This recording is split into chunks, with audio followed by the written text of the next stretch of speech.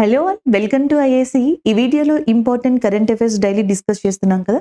So ఇప్పుడు కూడా మనం important current affairs, static GK and scheme, దానితో పాటుగా మీకున్న డౌట్స్ ఏవైతే ఉన్నాయో రివ్యూకి ముందర మీకు ఆ డౌట్స్ అనేవి క్లారిఫై చేయబడ్డాయి, అవి కూడా ఒకసారి చూసుకోండి.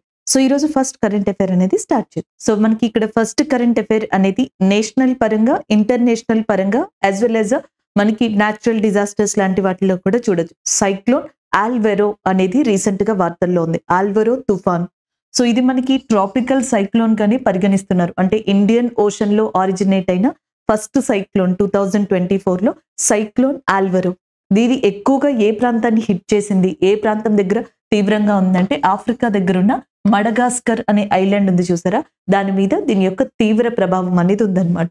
And then next one, and especially మనకి మడగాస్కర్ లో మొరాంబే అనే ప్రదేశం ఏదైతే ఉందో అక్కడ ఇది ఎక్కువగా ఉందంట. 2023లో ఎస్పెషల్లీ జాన్ నుంచి ఒక 6 months దాకా అండ్ మడగాస్కర్ లో ఫ్రీక్వెంట్ గా సైక్లోన్స్ అనేవి రావడం జరిగింది. ఉదాహరణకి 2023లో ఇదే మడగాస్కర్ ఏరియా దగ్గర చెనీసో అనే ఒక సైక్లోన్ కూడా హిట్ చేయడం జరిగింది.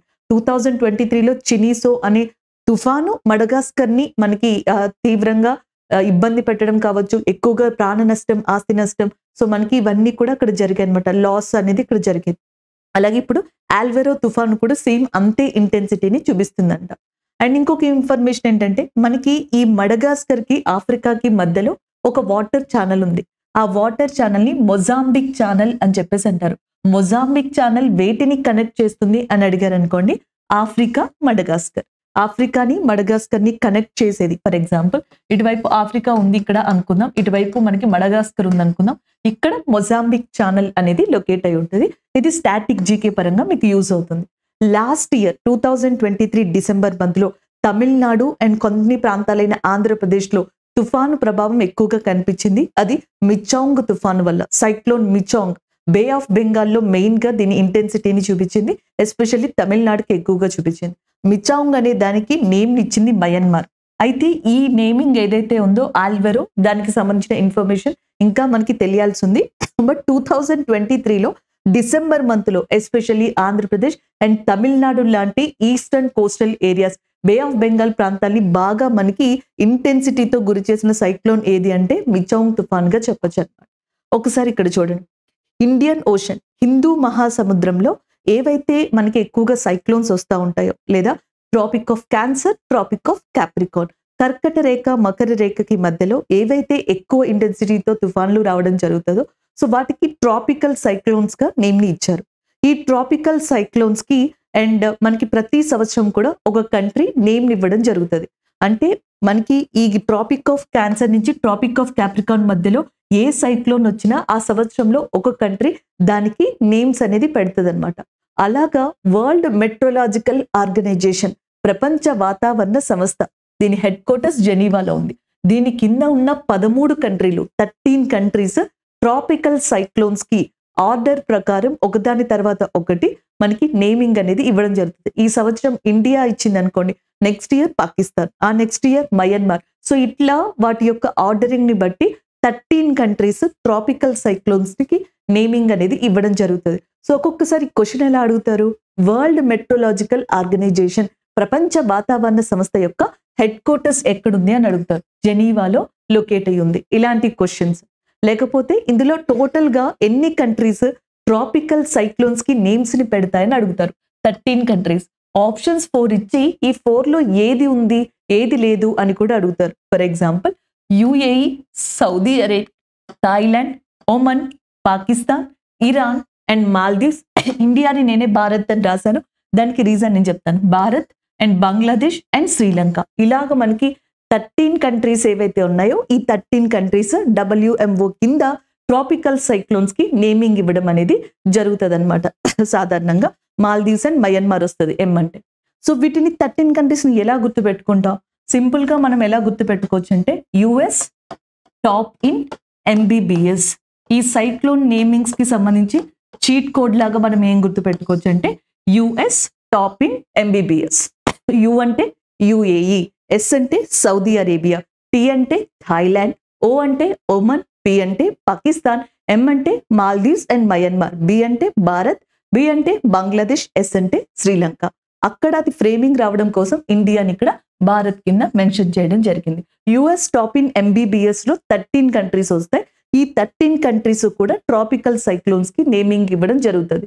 సో అలాగా మిచాంగ్ అనే సైక్లోన్ కి నేమింగ్ ఇచ్చిన కంట్రీ ఏది లాస్ట్ ఇయర్ అంటే మయన్మార్. ఇప్పుడు ఆల్వరోకి ఇంకా ఆ ఇన్ఫర్మేషన్ తెలియాల్సి ఉంది. తెలిసిన తర్వాత దాన్ని మనం అప్డేట్ చేసుకుందాం. This is all about this cyclone news అండి. నెక్స్ట్ వన్ చూద్దాం. నెక్స్ట్ కరెంట్ అఫైర్ అనేది డిస్కస్ చేద్దాం. నెక్స్ట్ కరెంట్ అఫైర్ డే కి సంబంధించింది. జాన్ 9th ఎవ్రీ ఇయర్ కూడా ప్రవాస భారతీయ దివాస్ డేగా సెలబ్రేట్ చేసుకోవడం జరుగుతుంది. John 9th is celebrated as Pravasa Bharatiya Divas day. Non resident Indian డేగా కూడా దీన్ని చెప్పొచ్చు అనమాట. మహాత్మా గాంధీ గారి జీవితంలోని ఒక సిగ్నిఫికెంట్ ఈవెంట్ ని మనం మెమరబుల్ గా ఉంచుకోవడానికి ఈ డేని తీసుకొచ్చాం. అంతేకాకుండా ఇండియా నుంచి వేరే కంట్రీస్కి వెళ్ళి ఎవరైతే సెటిల్ అయి ఉన్నారో మనకి నాన్ రెసిడెంట్ ఇండియన్స్ ఎన్ఆర్ఐస్ గా చెప్తాం కదా, వాళ్ళ యొక్క థాట్స్ ని వ్యూస్ ని ఇవన్నిటిని కూడా షేర్ చేసుకోవడానికి ఈ డే అనేది ఒక మంచి ప్లాట్ఫామ్ గా కూడా చెప్పడం జరుగుతుంది. గవర్నమెంట్ ఆఫ్ ఇండియా దీన్ని 2003లో తీసుకురావడం జరిగింది. దీని యొక్క థీమ్ లేదా ఇతివృత్తాంతం ఏంటి అంటే కాంట్రిబ్యూటింగ్ టు ఆత్మ నిర్భర్ భారత్. కాంట్రిబ్యూటింగ్ టు ఆత్మ నిర్భర్ భారత్ అనేది దీని యొక్క థీమ్ గా ఉంది ఈ సంవత్సరం. అండ్ ద నెక్స్ట్ వన్, అసలు ఆ సిగ్నిఫికెంట్ ఈవెంట్ ఏంటి అండ్ ఎస్పెషల్లీ ఎందుకు జాన్ 9th అనేది కూడా చూద్దాం. గాంధీ గారు ఇండియా నుంచి ఆఫ్రికాకి ఫస్ట్ టైం 1893లో వెళ్ళడం జరిగింది. సో ఒక లా వర్క్ కి సంబంధించి, జ్యుడిషియల్ వర్క్ కి సంబంధించి. దాని తర్వాత మళ్ళీ తిరిగి ఇండియాకి గాంధీ గారు 1896లో వచ్చారు. వచ్చిన ఇయరే ఆయన మళ్ళీ వెనక్కి వెళ్ళడం జరిగింది ఆఫ్రికాకి. సో దాని తర్వాత మళ్ళీ ఆఫ్రికా నుంచి ఇండియాకి గాంధీ గారు 1902లో వచ్చారు. మళ్ళీ తిరిగి అదే ఇయర్ వెనక్కి వెళ్ళడం జరిగింది. అండ్ ఫైనల్ గా గాంధీ గారు ఆఫ్రికా నుంచి ఇండియాకి వచ్చిన ఆ పర్టికులర్ డేట్ వచ్చేటప్పటికి 1915 జాన్ 9th రావడం జరిగింది. సో ఎన్నిసార్లు అయితే ఆయన ఆఫ్రికాకి వెళ్ళి ఆ టైంని అక్కడ స్పెండ్ చేశారో అక్కడ సత్యాగ్రహ కావచ్చు, నాటల్ కాంగ్రెస్ అనే దాన్ని ఎస్టాబ్లిష్ చేయడం, టాల్స్టాయ్ ఫార్మ్, ఫినిక్స్ ఫార్మ్ ఇలాంటి వాటినన్నిటినీ కూడా ఎస్టాబ్లిష్ చేసి అక్కడ రేసిజం, బ్లాక్ వర్సెస్ వైట్ అనే దానిపైన ఆయన పోరాడడం జరిగింది. అలాగే బ్రిటిషర్స్ అన్నెసెసరీ యాక్ట్స్, చట్టాలని తీసుకురావడం ఏదైతే చేశారో వాటిని వ్యతిరేకించడం జరిగింది. అలాగే ఆఫ్రికాకి సంబంధించిన కొంతమంది ఎప్పుడైతే బ్రిటిషర్స్ మీద తిరగబడ్డారో ఆ టైంలో గాయపడిన బ్రిటిషర్స్ కి గాంధీ గారు ఆయన యొక్క ఫాలోవర్స్ కూడా అంబులెన్స్ సర్వీసెస్ ని అందించడం జరిగింది. సో అటు పాజిటివ్ అండ్ నెగిటివ్ ఆస్పెక్ట్స్ రెండింటినీ కూడా బ్రిటిషర్స్ కి గాంధీ గారు తన యొక్క మూమెంట్స్ ద్వారా ఆఫ్రికాలో చూపించడం జరిగింది అనమాట. సో ఈయన చేసిన చాలా కాంట్రిబ్యూషన్ కి గాను అండ్ బ్రిటిషర్స్ గాంధీ గారికి కైజర్ ఏ హింద్ అనే బిరుదును కూడా ఇచ్చారు. అలాంటి గాంధీ గారు ఇండియాకి కంప్లీట్ గా వచ్చేయడం ఎప్పుడు అంటే జాన్ 9th 1915లో. అందుకనే ఈ జాన్ 9th అనే దాన్ని ప్రవాస భారతీయ దివాస్ కింద సెలబ్రేట్ చేసుకోవడం స్టార్ట్ చేశాం. వాస్తవానికి దీన్ని 2003లో తీసుకొచ్చి ఎవ్రీ ఇయర్ కూడా జాన్ 9th సెలబ్రేట్ చేయాలని చెప్పేసి డిసైడ్ అయ్యారు. కానీ 2015 నుంచి 2015 నుంచి ఎవ్రీ 2 years వన్స్ చేయాలి అని చెప్పేసి ఒక ప్రపోజల్ ని కూడా తీసుకురావడం జరిగింది అనమాట. అలాగే గాంధీ గారు ఇండియాకి వచ్చిన తర్వాత 1917లో అంటే 1917లో సబర్మతి ఆశ్రమాన్ని స్టార్ట్ చేసిన తర్వాత 1917లో చాంపరన్ సత్యాగ్రహ చేశారు. 1918లో మనకి అహ్మదాబాద్ సత్యాగ్రహ, ఖేద్ సత్యాగ్రహ చేశారు. 1920లో నాన్ కోఆపరేషన్ మూవ్మెంట్ అనే దాన్ని లాంచ్ చేశారు. తర్వాత 1930లో సివిల్ డిసోబీడియన్స్ మూవ్మెంట్ అనేది స్టార్ట్ చేశారు. 1942లో క్విట్ ఇండియా మూవ్మెంట్ అనే దాన్ని స్టార్ట్ చేశారు. 1945లో ఇండియా యూనిటీగా ఉండేందుకు చాలా ట్రై చేసిన వ్యక్తుల్లో వన్ ఆఫ్ ద పర్సన్ గా మహాత్మా గాంధీ గారిని కూడా చెప్పొచ్చు. చివరికి 1948 ఆ ప్రాంతంలో జాన్ 30th గాంధీ గారు చనిపోవడం జరిగింది. This is all about Mahatma Gandhi గారిగా చెప్పొచ్చు. ఆయన బర్త్ డేట్ వచ్చేటప్పటికి October 2nd. గాంధీ గారికి సంబంధించిన బర్త్ డేట్ మనకి October 2nd గా చెప్పడం జరుగుతుంది అనమాట. అలాగే నెక్స్ట్, గాంధీ గారి యొక్క ఐడియాలజీని ఎవరైతే ఫాలో అవుతారో అలాంటి వాళ్ళకి లేదా అలాంటి సంస్థలకి మహాత్మా గాంధీ పీస్ ప్రైజ్ అనే దాన్ని ఇవ్వడం స్టార్ట్ చేశారు. 1995 నుంచి దీన్ని స్టార్ట్ చేయడం జరిగింది. 2023లో మనకి మహాత్మా గాంధీ పీస్ ప్రైజ్ అనేది గీతా ప్రెస్ అనే దానికి రావడం జరిగింది అనమాట. అలాగే గాంధీ గారి ఆటోబయోగ్రఫీ పేరు వచ్చేటప్పటికి the story of my experiments with truth అనేది ఆయన యొక్క ఆటోబయోగ్రఫీగా కూడా ఉంది. And the next one, Gandhi గారిలాగే ఇండియాలో చాలా మంది కాంట్రిబ్యూట్ చేశారు. వాళ్ళకి సంబంధించి ఇంపార్టెంట్ డేట్స్ చూద్దాం. ఒకటి, నేతాజీ సుభాష్ చంద్రబోస్ గారు 23rd జాన్ ఆయన యొక్క బర్త్ డేట్ అనమాట. అందుకే ఆ డేని పరాక్రమ దివాస్ కింద ఇండియాలో రికగ్నైజ్ చేశారు. ఈయన యొక్క స్టాట్యూని రీసెంట్ గా ఢిల్లీలో కర్తవ్య పద్ అనే మార్గంలో ఎస్టాబ్లిష్ చేయడం జరిగింది. అలాగే నెక్స్ట్ 30th జాన్ గాంధీ గారు మరణించిన రోజు అనమాట. గాంధీ గారు మరణించిన ఏదైతే సమాధి లేదా ఆ ప్లేస్ ఉందో ఆయన జ్ఞాపకార్థం ఆ ప్లేస్ ని మనకి రాజ్ ఘాట్ అని చెప్పేసి పిలవడం జరుగుతుంది అనమాట. గాంధీ గారి యొక్క మెమరబుల్ ప్లేస్ గా చెప్పొచ్చు, మెమోరియల్ గా చెప్పొచ్చు. And the next one April 14th Ambedkar గారి యొక్క రిమెంబరెన్స్ డే లేదా అంబేద్కర్ గారి యొక్క బర్త్ డేట్ వచ్చేటప్పటికి April 14th అనమాట.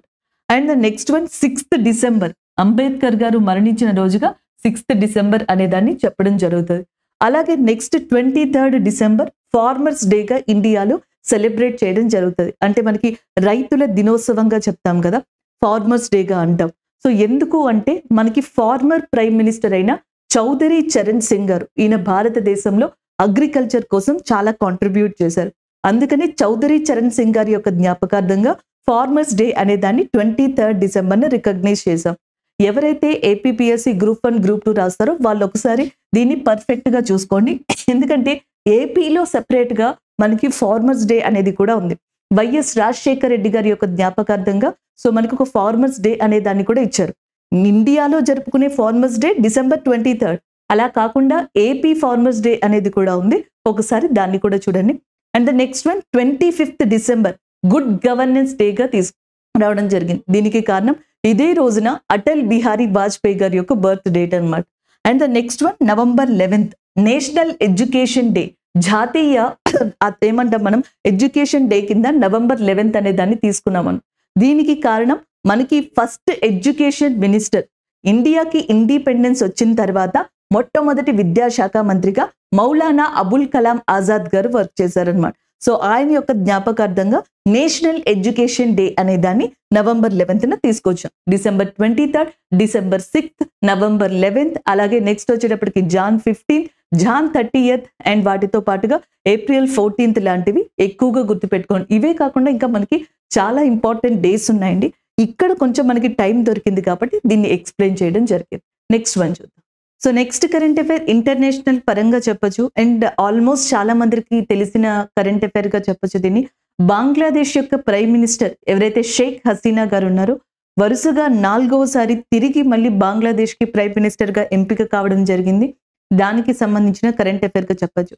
సో మనకి ఉన్న అతి కొద్ది ఫీమేల్ పొలిటికల్ లీడర్స్ లో ఇప్పటికీ కూడా స్టిల్ ఎగ్జిస్టింగ్ గా వర్క్ చేస్తూ longest during surviving prime minister గా పర్టికులర్ గా బంగ్లాదేశ్ కి అండ్ ఫీమేల్ ప్రైమ్ మినిస్టర్ గా ఉన్న వ్యక్తి మనకి షేక్ హసీనా గారుగా చెప్పడం జరుగుతుంది. అంతేకాకుండా చూసుకున్నట్టయితే మనకి షేక్ హసీనా గారు రీసెంట్ గా జరిగిన ఎలక్షన్స్ లో 4వసారి విన్ అయ్యారు. అది కూడా నిజాముద్దీన్ లష్కర్ అనే పర్సన్ పై. బంగ్లాదేశ్ లోని మనకి గోపాల్ గంజ్ అనే కాన్స్టిట్యుయెన్సీ ఏదైతే మనకి నియోజకవర్గం ఉందో, ఈ గోపాల్ గంజ్ అనే నియోజకవర్గంలో షేక్ హసీనా గారు, నిజాముద్దీన్ లష్కర్ గారు వీళ్ళిద్దరూ కూడా మనకి కాంపిటేట్ అంటే పోటీ పడడం జరిగింది. దీంట్లో ఈయన డిఫీట్ చేసి ఆమె విజయాన్ని సాధించారు. అంతేకాకుండా ఈమెకి సంబంధించిన పార్టీ వచ్చేటప్పటికి అవామీ లీగ్ అని చెప్పేసి ఉంది. అది షేక్ హసీనా గారికి సంబంధించిన పార్టీ. బంగ్లాదేశ్ యొక్క మనకి ఏమంటారు క్యాపిటల్ గా రాజధానిగా ఢాకా ఉంది. కరెన్సీ వచ్చేటప్పటికి టాంకాగా చెప్పొచ్చు అనమాట. మన ఇండియాకి మహాత్మా గాంధీ గారిని ఎలా చెప్తామో బంగ్లాదేశ్ యొక్క పితామహుడు, ఫాదర్ ఆఫ్ బంగ్లాదేశ్ గా షేక్ ముజీబర్ రెహమాన్ గారిని చెప్పడం జరుగుతుంది. అంతేకాకుండా 1971లో ఇండియా పాకిస్తాన్ యుద్ధం జరిగిన తర్వాత ఇండియా పాక్ వార్ అనేది జరిగింది. ఈ యుద్ధం కూడా ఎందుకు జరిగింది అంటే బంగ్లాదేశ్ యొక్క లిబరేషన్ కోసం, బంగ్లాదేశ్ స్వతంత్రం కోసం ముఖ్యంగా 1971లో ఇండో పాక్ వార్ అనేది కూడా జరిగిందన్నమాట. దాని తర్వాతే 1971లో బంగ్లాదేశ్ కి స్వతంత్రం అనేది కూడా రావడం జరిగింది. అండ్ 2021కి బంగ్లాదేశ్ కి ఇండిపెండెన్స్ వచ్చి 50 years కంప్లీట్ అయింది. సో ఆ టైంలో మనకి ఎవరైతే 1971లో ఇండియన్ ఆర్మీ బంగ్లాదేశ్ కోసం మనకి ఆ లిబరేషన్ వార్లో ఇండో పాక్ వార్లో మనకి పోరాడి చనిపోయారో వాళ్ళ యొక్క ఫ్యామిలీకి సంబంధించిన పిల్లల్ని చదివించడానికి షేక్ హసీనా గారు ఇండియాలో ఒక ప్రోగ్రామ్ ని కూడా స్టార్ట్ చేశారు. బంగ్లాదేశ్ కి సంబంధించిన ఇన్ఫర్మేషన్ చూద్దాం. బంగ్లాదేశ్ భారతదేశంతో మనకి అతిపెద్ద బోర్డర్ ఏరియాని షేర్ చేసుకుంటున్న కంట్రీగా చెప్పొచ్చు. ల్యాండ్ బోర్డర్ భూ సరిహద్దుల్లో 4096.7 కిలోమీటర్లతో 4096.7 కిలోమీటర్స్ తో లాంగెస్ట్ బోర్డర్ ని ఇండియాతో షేర్ చేసుకుంటుంది బంగ్లాదేశ్. అలాగే ఇండియా విషయానికి వచ్చేటప్పటికి ఒకటి వెస్ట్ బెంగాల్ అండ్ రెండోది అస్సాం అండ్ మూడోది మేఘాలయ్ అండ్ నాలుగోది త్రిపుర అండ్ ఐదోది Mizoram. Like Mizoram, Tripura, Meghalaya, Assam and west Bengal అనేవి ముఖ్యంగా మనకి బంగ్లాదేశ్తో బోర్డర్ని షేర్ చేసుకుంటున్న స్టేట్స్గా చెప్పొచ్చు అనమాట. అలాగే నెక్స్ట్ ఇండియా బంగ్లాదేశ్ మధ్యలో శాంతి ఉగ్రసేన, సంప్రీతి, భోంగో సాగర్ లాంటి యుద్ధ విన్యాసాలు ఉన్నాయి. శాంతి ఉగ్రసేన ఇండియా బంగ్లానే కాకుండా ఇంకొన్ని కంట్రీలు పార్టిసిపేట్ చేస్తున్నాయి. Especially India and as well as Bangladesh కి సంబంధించి ఇంపార్టెంట్ గా Bongo Sagar and as well as Sampriti అనే యుద్ధ విన్యాసాన్ని చెప్పొచ్చు అనమాట. And the next one, Bangladesh కి ఇండియాకి సంబంధించి డిస్ప్యూట్స్ ఉన్నాయి, కోఆపరేషన్ కి సంబంధించినవి ఉన్నాయి. ఇలాంటివన్నీ కూడా ఇండియాకి బంగ్లాదేశ్ కి మధ్యలో ఉన్నాయి. ఫర్ ఎగ్జాంపుల్, బంగ్లాదేశ్ కి అస్సాంకి మధ్యలో ఒక బోర్డర్ రివర్ అనేది ఉంది, ట్రాన్స్ బౌండరీ రివర్ అనేది ఉందన్నమాట. అది డిస్ప్యూట్ లోకి రావడంతో ఇండియాకి బంగ్లాదేశ్ కి మధ్యలో ఆ నదికి సంబంధించిన ఒప్పందం కూడా జరిగింది. Kushiyara river treaty between India and Bangladesh. ఇక్కడ మీరు చూడొచ్చు, కుషియారా నది బంగ్లాదేశ్ కి ఇండియాకి మధ్యలో వివాదాస్పదం, దాని తర్వాత సెటిల్మెంట్ ఇవన్నీ జరిగాయి. అస్సాంకి సంబంధించి బంగ్లాదేశ్ దగ్గర ట్రాన్స్ బోర్డర్ గా ఇది ఉందన్నమాట. నెక్స్ట్ వన్, త్రిపుర దగ్గరికి రండి. త్రిపుర దగ్గర మనకి ఏదైతే అగర్తల అనే ఏరియా ఉందో అక్కడి నుంచి అకౌరా అనే ఏరియా బంగ్లాదేశ్ లో ఉంది. ఈ మధ్యలో మనకి ఒక ట్రైన్ లింక్ ని ఏర్పాటు చేస్తున్నారు. సో దాన్ని అగర్తల అకౌరా ట్రైన్ లింక్ అంటాం. అది బంగ్లాదేశ్ కి ఇండియాకి మధ్యలో స్టార్ట్ అవుతుంది. అలాగే నెక్స్ట్ ఒక బ్రిడ్జ్ లాంటిది అనమాట. దాని పేరు మైత్రి సేతుగా చెప్తున్నారు. బ్రిడ్జ్ అనే కన్నా కంప్లీట్ గా ఒక వే డెవలప్ చేస్తున్నారు. అది కూడా ఫెనీ రివర్ మీద, ఫెనీ అనే నది మీద మనకి మైత్రి సేతు, ఇది కూడా త్రిపుర బంగ్లాదేశ్ కనెక్టివిటీ వచ్చేలాగా దాన్ని డెవలప్ చేయడం జరుగుతుంది. అలాగే మయన్మార్ లో మనకి చాలా ప్రాబ్లమ్స్ అయ్యే కొద్ది అక్కడి నుంచి కొంతమంది శరణార్థులు, రిఫ్యూజీస్ ఇండియాకి బంగ్లాదేశ్ కి తరలివెళ్తారు. అలా బంగ్లాదేశ్ నుంచి మళ్ళీ తిరిగి ఇండియాకి వచ్చిన వాళ్ళలో రోహింగ్యాస్ అధికంగా ఉన్నారు. మయన్మార్ నుంచే డైరెక్ట్ గా కాకుండా వీళ్ళు బంగ్లాదేశ్ నుంచి ఈ స్టేట్స్ లోకి ఇండియాలోకి ఎంటర్ అవుతున్నారు. 1971లో బంగ్లాదేశ్ లో ప్రాబ్లం వచ్చినప్పుడు ఏ ప్రజలైతే బంగ్లాదేశ్ నుంచి ఇండియా లోపలికి మైగ్రేట్ అయ్యారో, శరణార్థులుగా ఎస్పెషల్లీ అస్సాం, మేఘాలయ లాంటి ప్రాంతాలకు వచ్చారు. సో వాళ్ళని చక్మాస్ అని చెప్పేసి పిలవడం జరుగుతుంది. అలాగే నెక్స్ట్ వెస్ట్ బెంగాల్ దగ్గర మనకు ఒక ఏరియా ఉంది, ఇక్కడ కనిపిస్తుంది కదా. సో దీనిని మనకి సిలిగురి అని చెప్పేసి అంటారు. దీన్ని చికెన్ నెక్ ఆఫ్ ఇండియా అని కూడా పిలుస్తారనమాట. యాక్చువల్గా ఈ ప్లేసే ఇండియాని, rest of the north east ఇండియాని కలిపి ఉంచుతుంది అని కూడా చెప్తారు. ఈ సిలిగురి ఏరియా దగ్గర నుంచి బంగ్లాదేశ్లోని ఒక పర్టికులర్ సిటీ వరకు పైప్ లైన్ ని అరేంజ్ చేయడం జరిగింది. ఈ పైప్ లైన్ ద్వారా దాదాపుగా సంవత్సరానికి 1 మిలియన్ మెట్రిక్ టన్ డీజిల్ అనే దాన్ని ఇండియా బంగ్లాదేశ్ కి సప్లై చేస్తుంది సిలిగురి ఏరియా నుంచి. సో ఇవన్నీ బంగ్లాదేశ్ కి ఇండియాకి మధ్యలో ఉన్న వన్ ఆఫ్ ద ఇంపార్టెన్స్ గా చెప్పొచ్చు అనమాట. సో ఇది స్టాటిక్ జీకే పరంగా మీకు బాగా యూజ్ అవుతుందండి.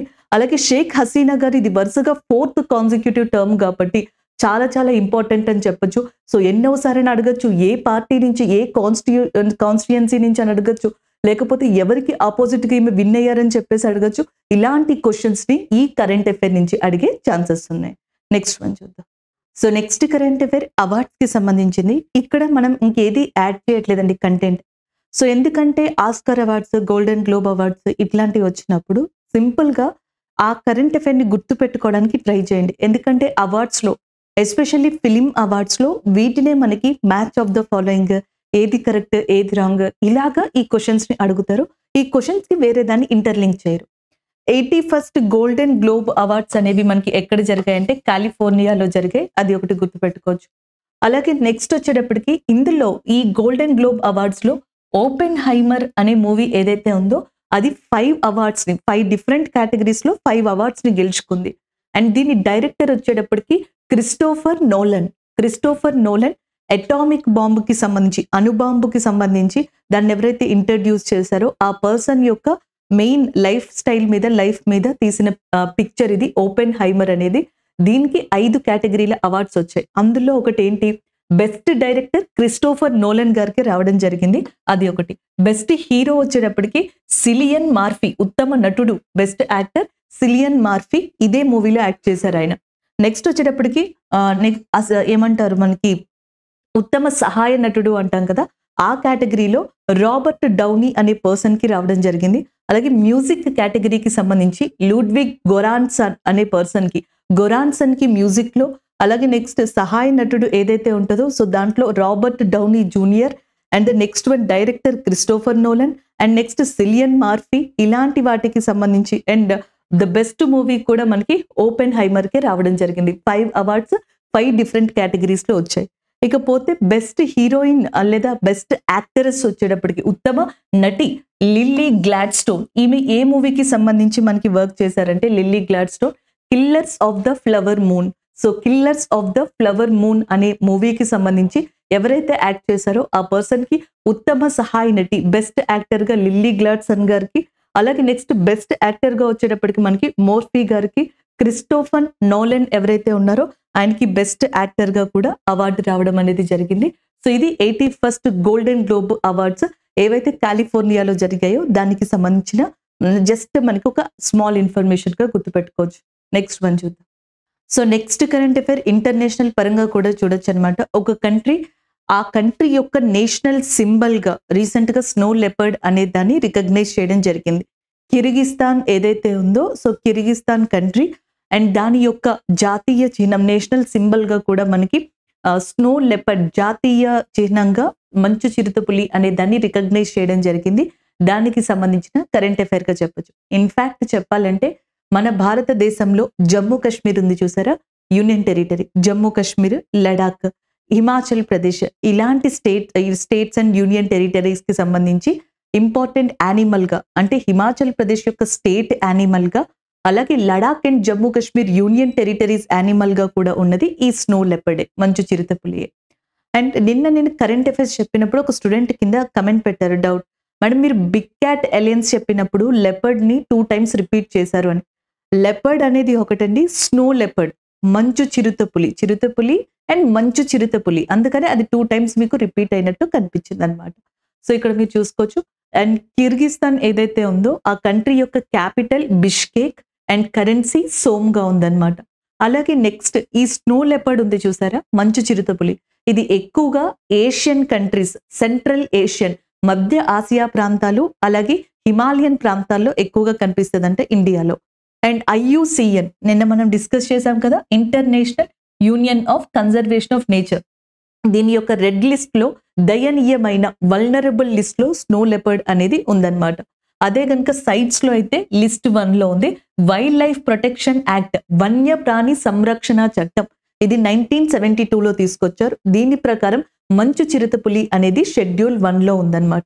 ఇక ఇండియా విషయానికి వస్తే వెస్టర్న్ అండ్ ఈస్టర్న్ హిమాలయాస్ ఎక్కడైతే ఉన్నాయో అక్కడ మీరు ఈ స్నో లెపర్డ్ ని ఎక్కువగా చూడొచ్చు. అండ్ నెక్స్ట్ దీంట్లో మనం కవర్ చేయాల్సిన ఇంపార్టెంట్ పాయింట్స్ అనేవి చూద్దాం. అండ్ మనకి ఇండియాలో జమ్మూ కాశ్మీర్, లడాక్, హిమాచల్ ప్రదేశ్, ఉత్తరాఖండ్ ఇవన్నీ వెస్టర్న్ హిమాలయాస్ సైడ్ వస్తాయి అన్నమాట, సెంట్రల్ హిమాలయాస్. అలాగే సిక్కిం, అరుణాచల్ ప్రదేశ్ ఈస్టర్న్ హిమాలయాస్, ఈ రాష్ట్రాల్లో మీకు అత్యంత ఎక్కువగా ఇండియాలో స్నో లెపర్డ్ అనేది కనిపిస్తుంది, మంచు చిరుతపులి. అండ్ ద నెక్స్ట్ వన్ మనకి ఏదైతే హిమాచల్ ప్రదేశ్ లో Padmaja Naidu Himalayan zoological park అనేది ఉందో సో అక్కడ ఈ స్నో లెపర్డ్స్ కి సంబంధించిన ఇంపార్టెంట్ సంరక్షణ కేంద్రం అనేది కూడా లొకేట్ అయి ఉందన్నమాట, సెంటర్. నెక్స్ట్ వన్ కనుక చూసుకున్నట్టయితే మనకి మొత్తం 12 కంట్రీస్ ఈ స్నో లెపర్డ్స్ ని ప్రొటెక్ట్ చేయడానికి ఒక ఇంటర్ గవర్నమెంటల్ ఆర్గనైజేషన్ గా ఏర్పడ్డాయి. ఆ 12 కంట్రీస్ ఏంటి అంటే ఇండియా చుట్టుపక్కల ఉన్న కంట్రీస్ ఉంటాయి mostly, India, Nepal, Bhutan, China. And next వచ్చేటప్పటికి పాకిస్తాన్, ఆఫ్ఘనిస్తాన్, ఇవన్నీ మన చుట్టుపక్కల ఉన్న కంట్రీసే. Pakistan, Afghanistan, India, Nepal, Bhutan, China. అవి కాకుండా Mongolia, Russia, Kyrgyzstan, Kazakhstan, Tajikistan and Uzbekistan ఏవైతే ఉన్నాయో ఈ 12 కంట్రీస్ కూడా ఇంటర్ గవర్నమెంటల్ ఆర్గనైజేషన్ గా ఏర్పడడం జరిగింది. కజకిస్తాన్ ఏదైతే ఉందో ఇక్కడ షాంఘై కోఆపరేషన్ ఆర్గనైజేషన్ SCO యొక్క 2024 సమావేశం అనేది కూడా ఈ సంవత్సరం జరగబోతుంది. షాంఘై కోఆపరేషన్ ఆర్గనైజేషన్ ప్రెసిడెన్సీ కూడా ఈ సంవత్సరం ఈ కంట్రీకే ఉంది. అండ్ ద నెక్స్ట్ వన్ కొన్ని ఇంపార్టెంట్ మనకి యాక్ట్స్ కానీ ఇయర్స్ కానీ చూద్దాం. వైల్డ్ లైఫ్ ప్రొటెక్షన్ యాక్ట్, వన్యప్రాణి సంరక్షణ చట్టం 1972 కదా. అలాగే ప్రాజెక్ట్ టైగర్ అనేది ఎప్పుడు అంటే 1973 అని చెప్పి గుర్తుపెట్టుకోవచ్చు. ప్రాజెక్ట్ ఎలిఫెంట్ అని చెప్పేసి ఉంది 1992లో దీన్ని రికగ్నైజ్ చేశారు. ఎన్వైర్మెంటల్ ప్రొటెక్షన్ యాక్ట్ అంటే పర్యావరణ సంరక్షణ చట్టం అని చెప్పేసి అంటాం, దీనిని 1986లో తీసుకొచ్చారు. ఫారెస్ట్ కన్జర్వేషన్ యాక్ట్, అటవీ సంరక్షణ చట్టం, దీన్ని వచ్చేటప్పటికి 1980లో తీసుకురావడం జరిగింది. ఎయిర్ పొల్యూషన్ ప్రివెన్షన్ యాక్ట్, గాలి కాలుష్య నివారణ చట్టం 1981లో తీసుకొచ్చారు. వాటర్ పొల్యూషన్ ప్రివెన్షన్ యాక్ట్, నీటి కాలుష్య నివారణ చట్టం 1974లో తీసుకొచ్చారు. 72లో వన్యప్రాణి సంరక్షణ చట్టం, 73లో ప్రాజెక్ట్ టైగర్, 74లో నీటి కాలుష్య నివారణ చట్టం వాటర్ పొల్యూషన్ ప్రివెన్షన్ యాక్ట్, తర్వాత ఫారెస్ట్ కన్జర్వేషన్ యాక్ట్ 1980లో, and next air pollution prevention act, గాలి కాలుష్య నివారణ చట్టం 1981లో. సో దాని తర్వాత నెక్స్ట్ వచ్చేటప్పటికి ఎన్వైర్మెంటల్ ప్రొటెక్షన్ యాక్ట్, పర్యావరణ సంరక్షణ చట్టం 1986లో, అలాగే ప్రాజెక్ట్ ఎలిఫెంట్ అనేది 1992లో తీసుకురావడం జరిగింది. సో కొన్నిసార్లు మ్యాచ్ యూజ్ అవుతాయి. అలాగే స్నో లెపర్డ్ అనేది కూడా ఇండియాలో చాలా ఇంపార్టెంట్ అని చెప్పొచ్చు అనమాట. సో మనం ప్రాజెక్ట్ స్నో లెపర్డ్ అనే దాన్ని కూడా చేపట్టి స్నో లెపర్డ్స్ ని కాపాడుకుంటూ రావడం జరిగింది. అలాంటి స్నో లెపర్డ్ మంచి చిరుతపుల్ని కిర్గిస్తాన్ అనే కంట్రీ తన కంట్రీ యొక్క నేషనల్ సింబల్ గా రీసెంట్ గా డిక్లేర్ చేయడం జరిగింది. దానికి సంబంధించిన కరెంట్ అఫైర్ ఇది. నెక్స్ట్ వన్ చూద్దాం. సో నెక్స్ట్ కరెంట్ అఫైర్, కేరళకి సంబంధించిన సుచేత సతీష్ అనే ఎవరైతే ఒక వ్యక్తి ఉన్నారో ఈమె ఒక ప్రపంచ రికార్డ్ ని క్రియేట్ చేసింది రీసెంట్ గా. క్లైమేట్ కాన్ఫరెన్స్ అంటే వాతావరణానికి సంబంధించి ఒక కాన్ఫరెన్స్ అనేది ఇటీవల యుఏఈలో జరిగిందనమాట.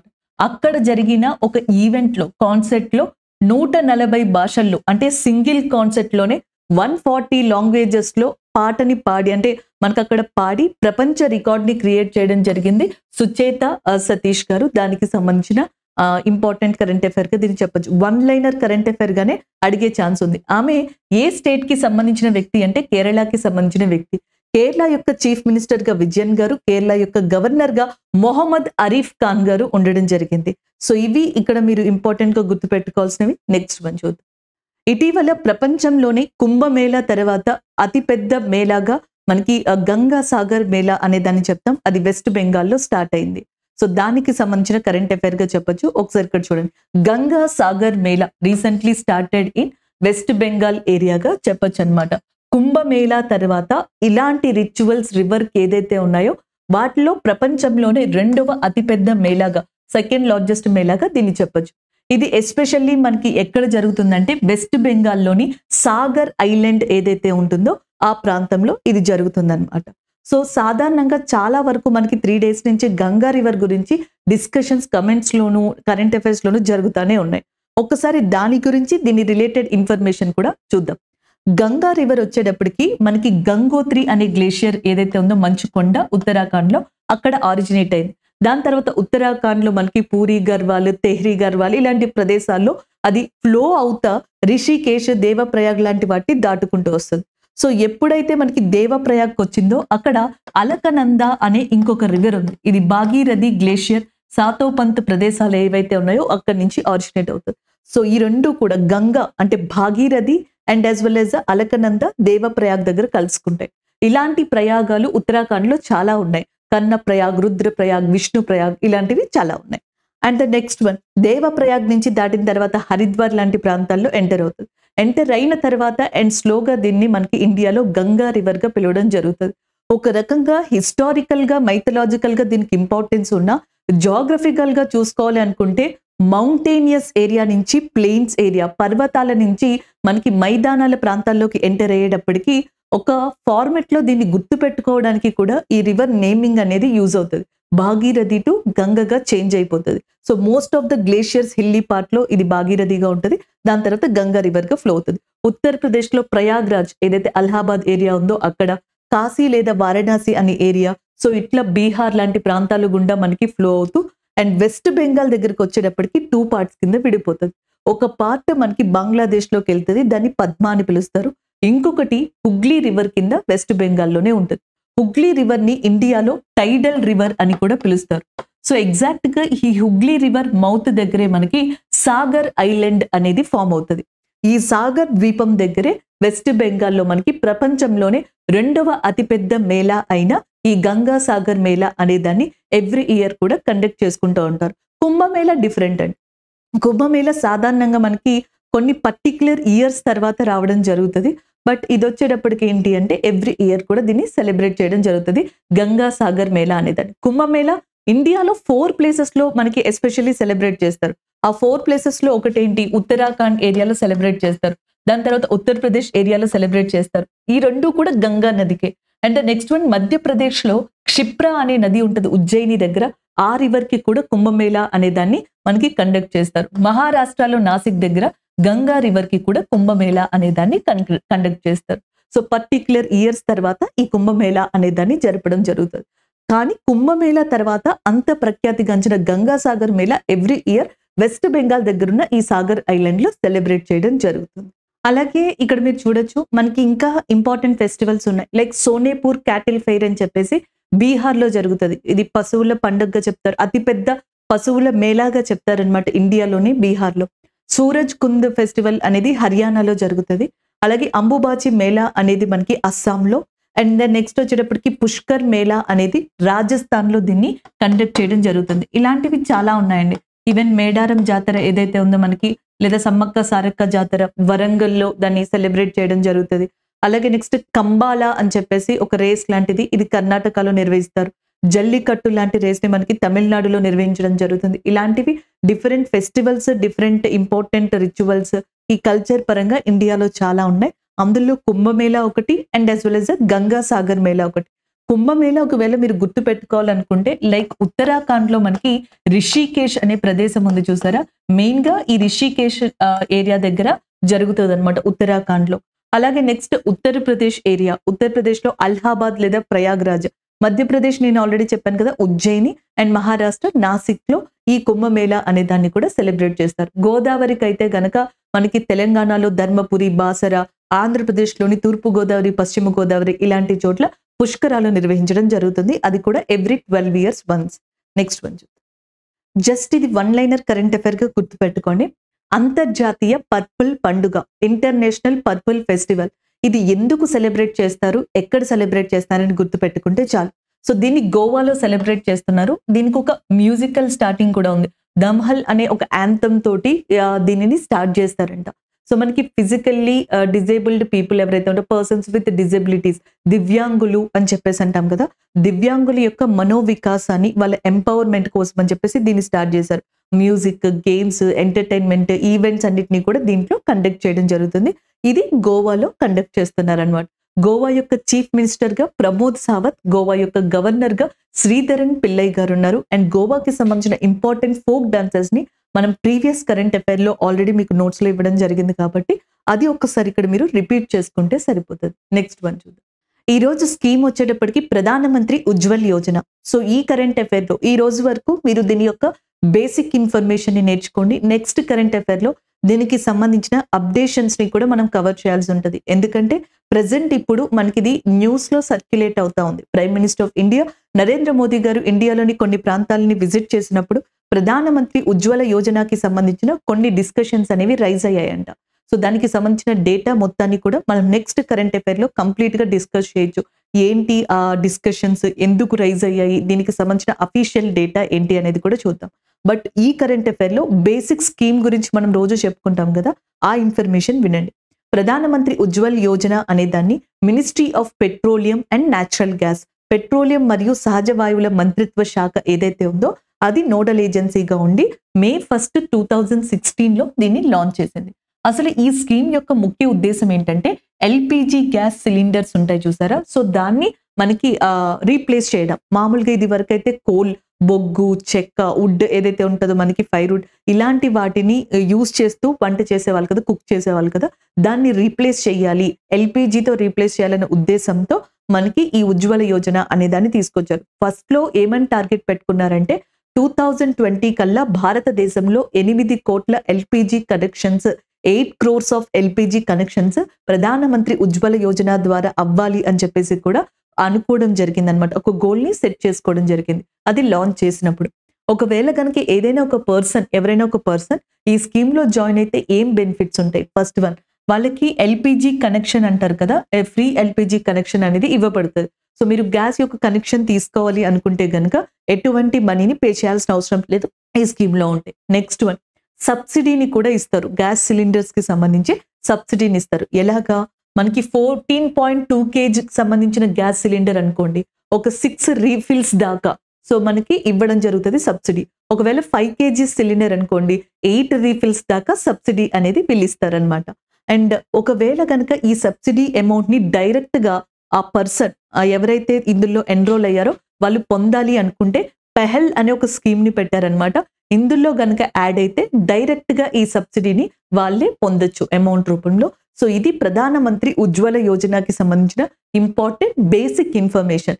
ఎంతమందికి బెనిఫిట్ అయ్యారు, ఈయన టూర్ కి అంటే విజిట్ కి వెళ్ళినప్పుడు అసలు ఎవరు రైజ్ చేశారు, ఏం డిస్కషన్స్ వచ్చేవి అనేవి మనం ఫర్దర్ కరెంట్ అఫైర్స్ చెప్పుకుంటాం కదా. సో దాంట్లో నేను కవర్ చేస్తాను. సో నెక్స్ట్ క్వశ్చన్ చూడండి, ఇక్కడ మనం కరెంట్ అఫైర్స్ కి సంబంధించిన MCQs అనమాట. First one, who has become the first women president of European Investment bank? European Investment bank కి ఫస్ట్ విమెన్ ప్రెసిడెంట్ గా ఎవరు రీసెంట్ గా అపాయింట్ అయ్యారు? ఆప్షన్ ఏలో మనకి షేక్ హసీనా గారు ఉన్నారు. షేక్ హసీనా గారి గురించి ఆల్రెడీ మనం ఎక్స్ప్లెయిన్ చేసుకున్నాం. బంగ్లాదేశ్ యొక్క ప్రైమ్ మినిస్టర్ గా తిరిగి ఇటీవల మనకి మళ్ళీ ఎలెక్ట్ అయిన పర్సన్ అండ్ షేక్ హసీనా గారుగా చెప్పొచ్చు. ఈమె ఏ కంట్రీకి సంబంధించిన వ్యక్తి అంటే బంగ్లాదేశ్ గా గుర్తుపెట్టుకోండి. అండ్ ద నెక్స్ట్ వన్, ఇక్కడ జార్జియా మిలోనీ అని చెప్పేసి ఉన్నారు కదా. జార్జియా మిలోనీ ఇటలీకి సంబంధించిన ప్రైమ్ మినిస్టర్ గా ఉన్నారు. అలాగే షేక్ హసీనా గారి యొక్క డాటర్ కూతురు సైమా వాజిద్, ఈమె కూడా 2023 కరెంట్ అఫైర్స్ లో ఉన్నారు. దానికి కారణం వరల్డ్ హెల్త్ ఆర్గనైజేషన్ యొక్క సౌత్ ఈస్ట్ ఏషియన్ కి సంబంధించిన ఏదైతే రీజనల్ ఏరియా ఉందో దానికి సంబంధించిన హెడ్ గా వరల్డ్ హెల్త్ ఆర్గనైజేషన్ కి సంబంధించి సైమా వాజిద్ గారు 2023లో ఎంపికయ్యారనమాట.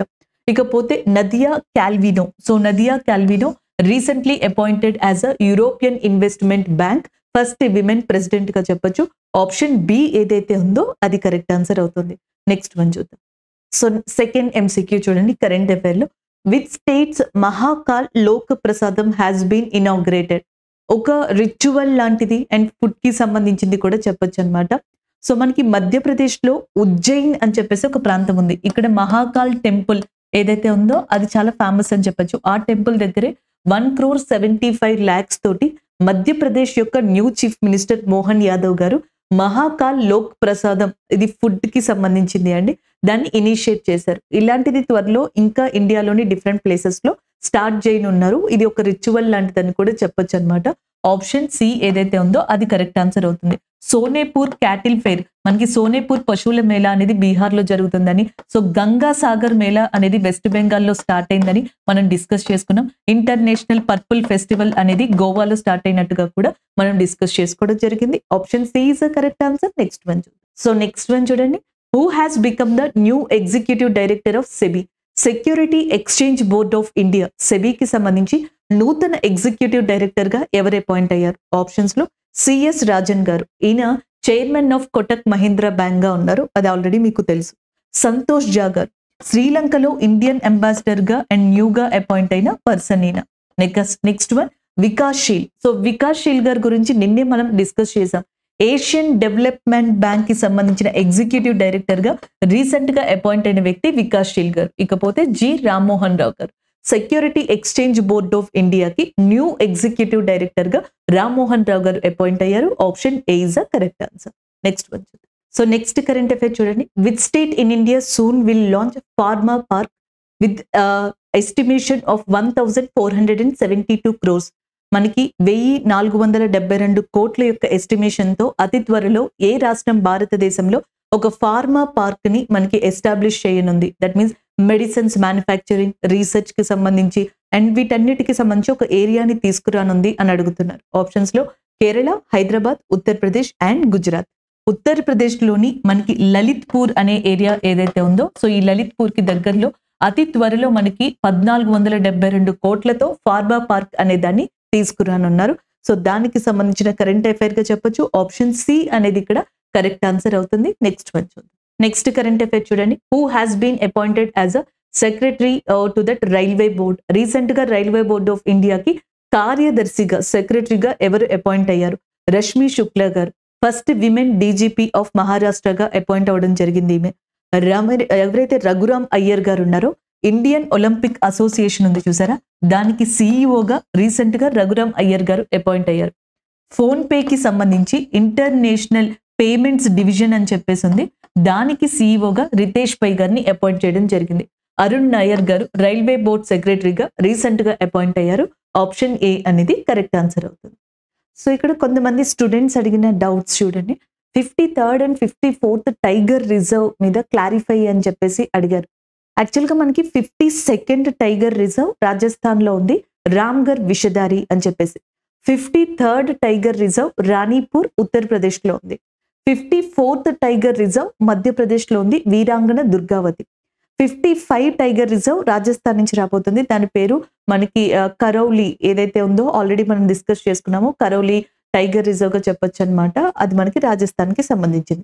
ఇలా 55 టైగర్ రిజర్వ్స్ అనేవి ప్రెసెంట్ మనకి టైగర్ కన్జర్వేషన్ అథారిటీ తరపున అఫీషియల్ గా ఉన్న ఇన్ఫర్మేషన్ అన్నమాట. అలాగే నెక్స్ట్ వచ్చేటప్పటికి కొంతమంది ఇంకా మనకి భాగీరథి రివర్ కి సంబంధించి ఇన్ఫర్మేషన్ ఇస్తానే ఉన్నారు.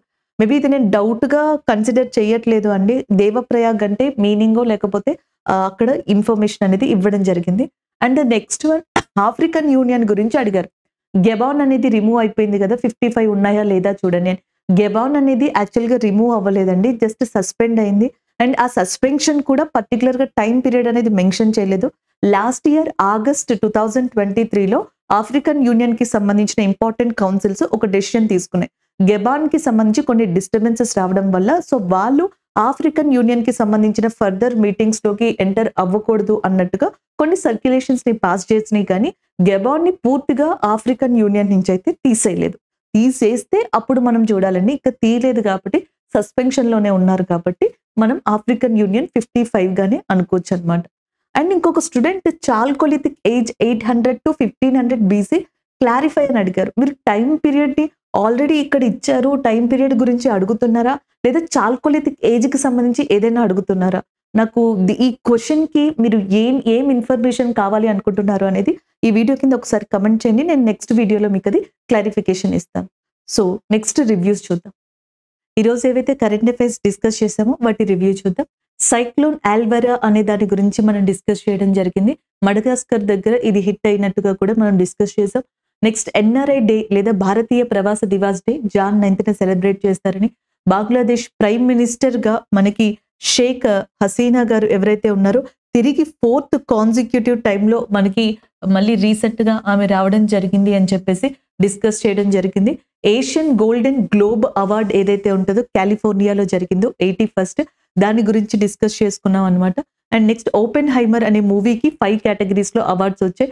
So best supporting actor, best actor, best director, best film, best music కేటగిరీలో ఆ అవార్డ్స్ అనేవి రావడం జరిగింది అనమాట. Killer of the flower moon అనే మూవీలో ఎవరైతే యాక్ట్ చేశారో లిల్లీ గారు, సో ఆమెకి బెస్ట్ యాక్ట్రెస్ అవార్డు అనేది లభించింది.